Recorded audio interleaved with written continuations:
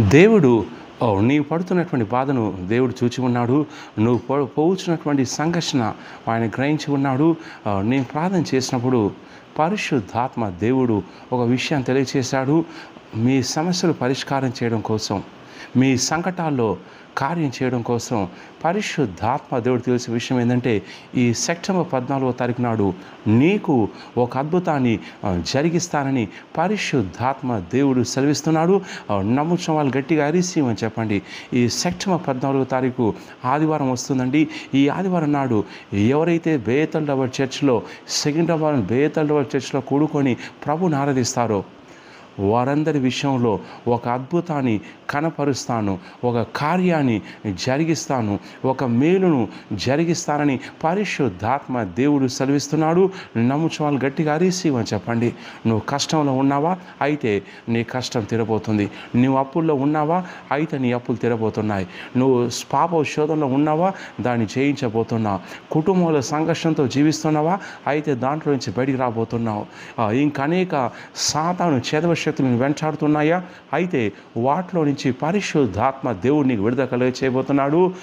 నీ సమస్య ఏదైనా కానీ పరిశుద్ధాత్మ దేవుడు తెలియజేస్తున్నాడు.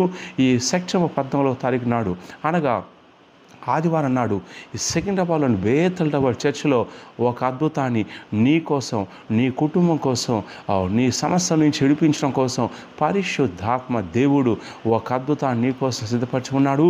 నమ్ముచున్న వాళ్ళు గట్టిగా రిసీవ్ చెప్పండి. ఈ అద్భుతం ఎందుకు అద్భుతం చేస్తాడంటే, నేను దర్శించడం కోసం.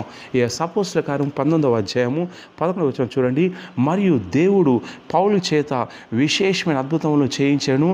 అతని శరీరం మనకు తగిలినటువంటి చేతిగుడ్డలైనను నడికట్లైనను రోగుల వద్దకు తెచ్చినప్పుడు రోగములు వారిని విడిచాను, దయ్యములు కూడా వదిలిపోయాను. సో దేవుడు పౌలు ద్వారా విశేష అద్భుతాలు చేయించాడు.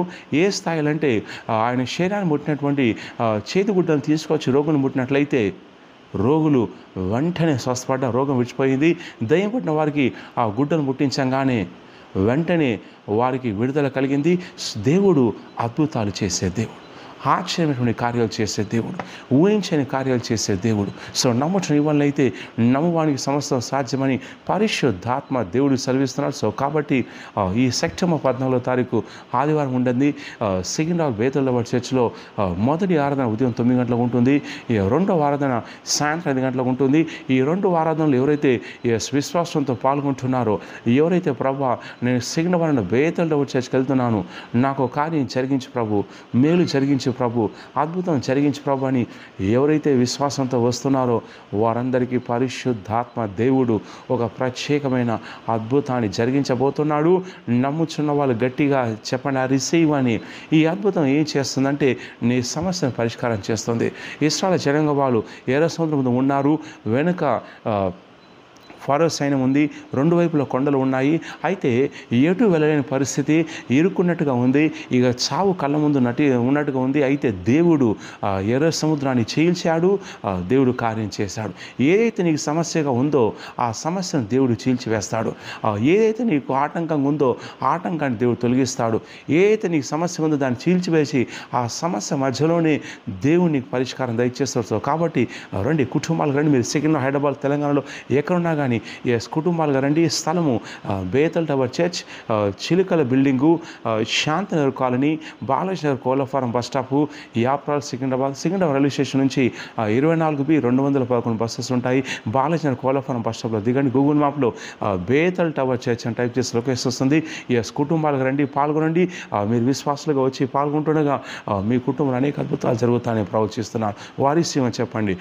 బేతల్ టవర్ చర్చ్లో ఆరాధిస్తుండగా నీ సంకటాలు తొలగిపోతానని ప్రవచిస్తున్నాను. ఆర్ఈసీ అని టైప్ చేయండి. నీ ఊహించని ఒక మేలు నీకు జరుగుతుందని ప్రవచిస్తున్నాను. ఆర్ఈసీ అని టైప్ చేయండి.